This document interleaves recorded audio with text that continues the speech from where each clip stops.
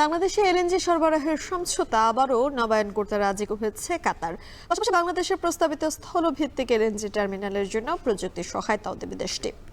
কাতারের দোহায় আর্থনা সম্মেলনের সাইড লাইনে মঙ্গলবার বিকেলে কাতারের জ্বালানি বিষয়ক প্রতিমন্ত্রী সাদ বিন শেরিদা আল কাবির সাথে বৈঠক করেন প্রধান উপদেষ্টা।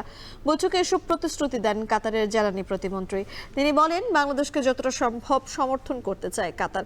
2017 সালের সেপ্টেম্বরে কাতার গ্যাসের সাথে 15 বছরের জন্য 1.5 থেকে 2.5 মেট্রিক টন পেট্রোলিয়াম গ্যাস আমদানির জন্য চুক্তি স্বাক্ষর করে কাতার এবং বাংলাদেশ। এই চুক্তির আওতায় বার্ষিক 40টি কার্গো আমদানি হচ্ছে।